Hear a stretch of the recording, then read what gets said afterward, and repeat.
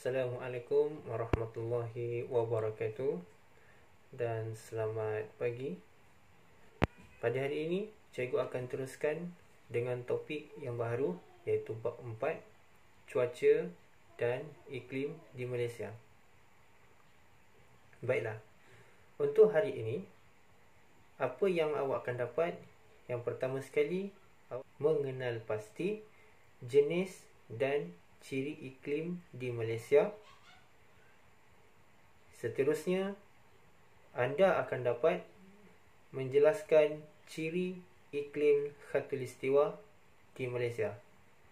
Secara umumnya, negara kita iaitu Malaysia mengalami iklim khatulistiwa yang mana sentiasa panas dan lembap sepanjang tahun. Ciri iklim ini mempengaruhi pelbagai kegiatan manusia di Malaysia. Okey.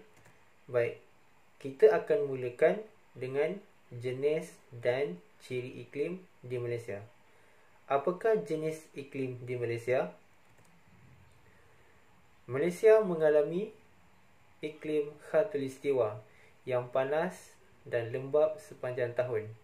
Iklim jenis ini dialami oleh kawasan yang terletak di garisan lintang 0 darjah hingga 10 darjah utara dan 0 darjah selatan hingga 10 darjah selatan garisan khatulistiwa.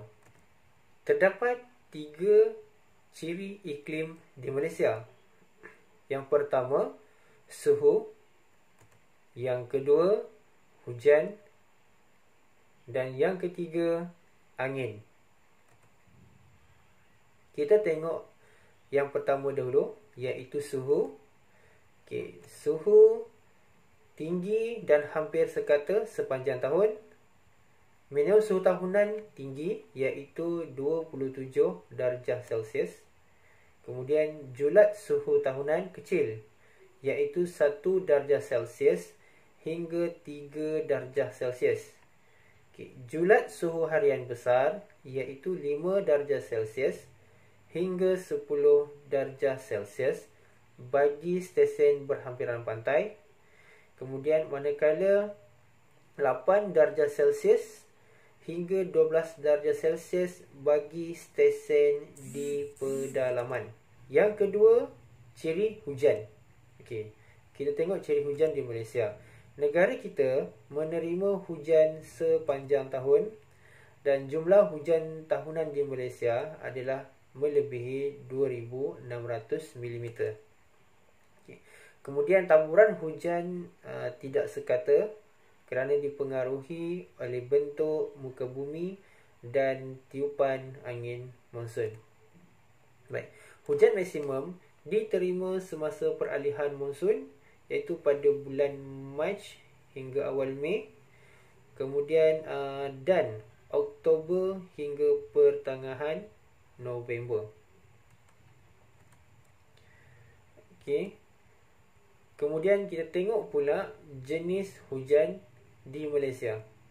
Okey, di Malaysia kita ada hujan perolakan. Apa itu hujan perolakan?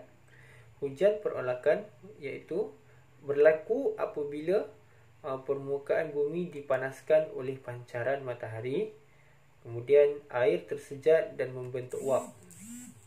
Udara panas bersama-sama wap air naik ke atmosfera sehingga sampai di paras yang tinggi.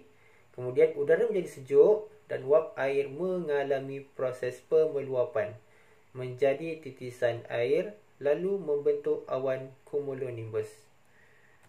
Okey. Terusnya, hujan bukit. Baik, hujan bukit turun di kawasan tanah tinggi yang menghadap udara lembap. Udara lembap dari laut dipaksa naik ke cerun bukit kerana dihalang oleh tanah tinggi. Udara menjadi sejuk dan wap air mengalami proses pemeluapan menjadi titisan air lalu membentuk awan. Hujan lebat turun di bahagian cerun bukit yang menghadap udara lembap. Baik, seterusnya angin. Terdapat dua jenis angin, iaitu angin monsun timur laut dan angin monsun barat daya. Selain itu, Malaysia juga menerima tiupan angin Sumatera dan angin tempatan. Okey, angin tempatan itu ialah bayu laut dan bayu darat. Kita masuk dahulu angin monsun. Okey, bagaimana angin monsun terbentuk? Okey, angin monsun terbahagi kepada dua, iaitu angin monsun timur laut dan angin monsun barat daya. Okey, angin monsun timur laut bertiup dari awal bulan November hingga Mac, bermula dari pedalaman benua Asia, bertiup merentasi Laut Cina Selatan dan sampai di Malaysia sebagai angin monsun timur laut. Okey, kebiasaannya membawa hujan lebat ke pantai timur semenanjung Malaysia serta pantai utara dan timur Sabah. Jadi, pada musim angin monsun timur laut yang membawa hujan lebat menyebabkan aktiviti perikanan di kawasan pantai timur sedikit terjejas. Seterusnya, angin monsun barat daya bertiup pada pertengahan bulan Mei hingga akhir bulan September. Berasal dari benua Australia.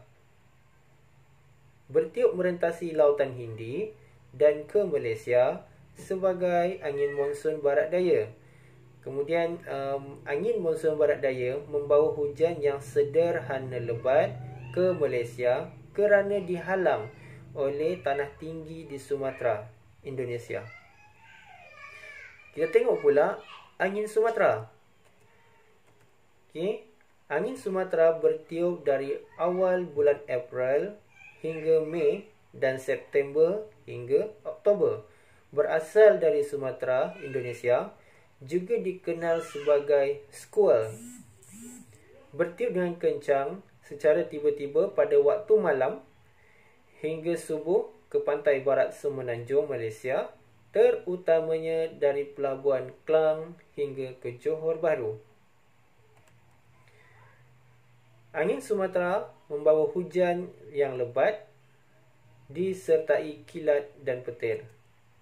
Okay, seterusnya, kita tengok pula angin tempatan. Okay, angin tempatan terbahagi kepada dua, iaitu kejadian bayu laut ataupun cikgu biasa panggil buaya laut, dan yang kedua ialah bayu darat. Baik, bayu laut merupakan angin tempatan yang berlaku pada waktu siang di kawasan berhampiran pantai. Berlaku kerana tekanan udara di permukaan laut adalah lebih tinggi daripada tekanan udara di daratan. Udara bergerak dari laut yang bertekanan tinggi ke daratan yang bertekanan rendah. Baik, bayu darat pula angin tempatan yang berlaku pada waktu malam di kawasan berhampiran pantai. Berlaku kerana tekanan udara di daratan adalah lebih tinggi daripada tekanan udara di permukaan laut. Okay, udara bergerak dari daratan yang bertekanan tinggi ke laut yang bertekanan rendah. Baik, itu saja untuk hari ini. InsyaAllah kita akan berjumpa lagi di masa akan datang. Untuk topik yang seterusnya, bahagian yang kedua, iaitu pengaruh cuaca dan iklim terhadap kegiatan manusia di Malaysia.